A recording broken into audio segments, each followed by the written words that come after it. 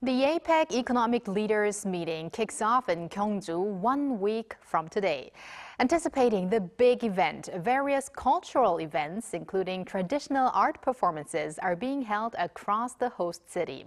To discuss what significance these cultural movements hold, we are now joined by Professor Chie Hye-won at Kyung Hee University. Welcome, Professor Chie. Hello, Professor. Hello, good afternoon. So, Professor Chie, with APEC approaching, various cultural events such as traditional performances, exhibitions, and media art shows are being held across the city of Gyeongju. So, how do you view this cultural atmosphere right now? Right. As you just mentioned, now in Gyeongju, various cultural events are being held to celebrate APEC 2025 Korea, highlighting the economic value of K-culture, which is getting more global attention lately, and also emphasize its role as a form of cultural diplomacy. So these cultural events are not just meant to commemorate the APEC summit, but also serve as a great opportunity to introduce the city of Gyeongju to the wider international community and for many tourists to learn more about Korean history and traditional culture as well. Definitely. And now there's a concept of culture is diplomacy that's going on, actively being promoted along with the APEC meeting. What significance do you see in such cultural events going alongside the main events? Right, because the APEC summit focuses on the broader issues like the economic growth, trade, investment, or regional cooperation in Asia-Pacific region, it may feel somewhat unfamiliar or stiff to the general public. However, by bringing culture into the forefront of the discussion, APEC 2025 Korea is able to emphasize the message of economic expansion in the era of rapid cultural change. Have you guys seen the promotion video of the Welcome to the APEC 2025 yes. Korea? That's amazing. Yeah, that was amazing, which was created by Dolphiners film, the famous 돌고래 유괴단. So, and it well points out the highlights of the events and the K culture as well. So in the video, along with the honorary ambassador of the APEC 2025, G-Dragon, the film director Park Chan-wook and the legendary soccer player Park Ji-sung, chef An Sung-jae, and the K-pop idol Jang Won-young features together. And moreover, President Lee Jae-myung also appears for about 2 seconds in the video as aircraft the guide. Have you seen that? Yes. Right, that was amazing. So as you can see in the promotional video, the APEC 2025 discusses the value of cultural exchange and the economy, and it also emphasizes very effectively the importance of the soft power. And I think in a world where we are so much on platforms like YouTube and we see these kinds of promotional videos, they do speak a big message ahead of such a big event. And speaking of which, various events will continue throughout the APEC period. So among these, Professor, is there anything particular that you have your special attention to right now? Yeah, personally, I'm very much interested in the Baek Namjoon's special exhibition, Namjoon Baek, Humanity in a Circuit at Wooyoung Art Museum from July 20th to November 30th. So you can still have the chance to see it. So this exhibition focuses on the transformative period of Baek Namjoon's art in the 1980s and 1990s and showcases the My Faust series in South Korea for the first time.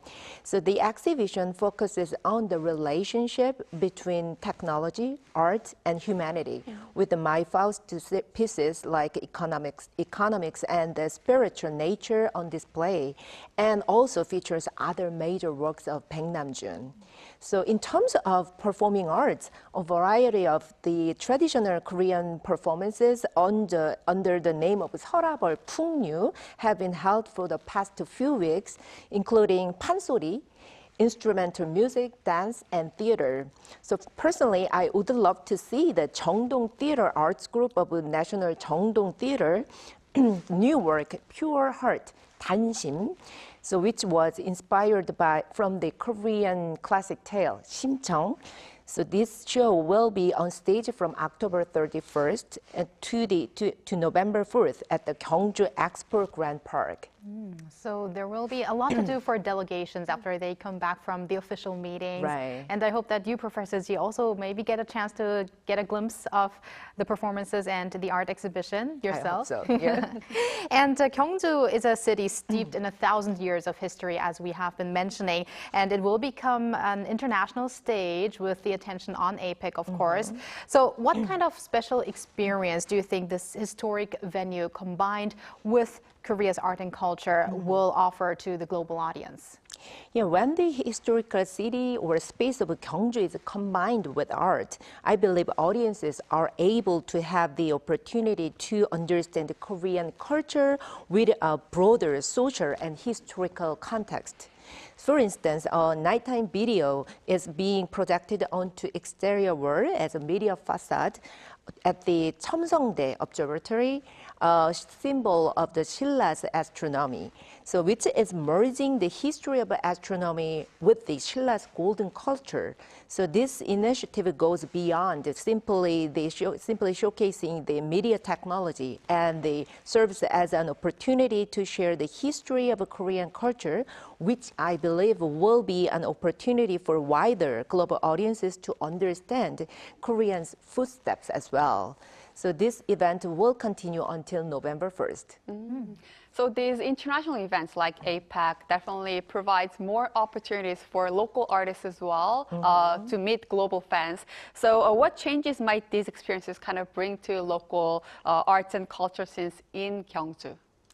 The APEC Summit is not simply the international event, and it would be I think it would be a starting point for Gyeongju to connect with the global stage and global audiences as well.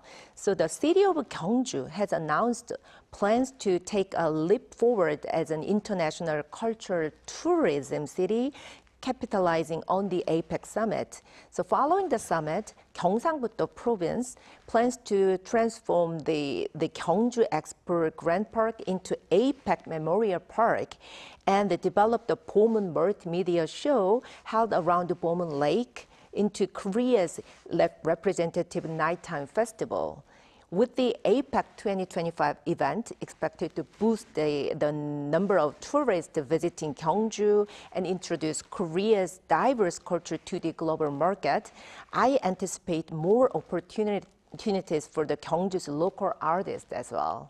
Let's hope so. And Professor Chie, traditional arts serve as a means to convey the identity of a country.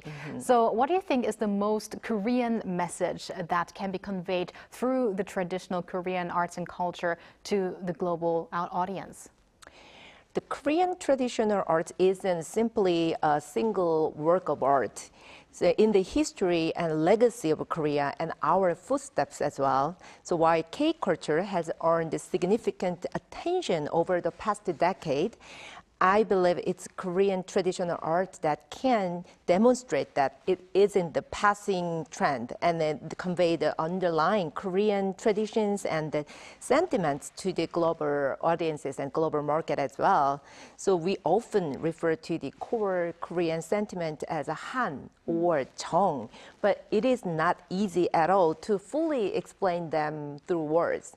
So I believe that when global audiences experiences these sentiments through the diverse Korean traditional arts and the works, they can truly gain the deeper understanding of the roots of Korean culture and the history and the K-culture of today as well.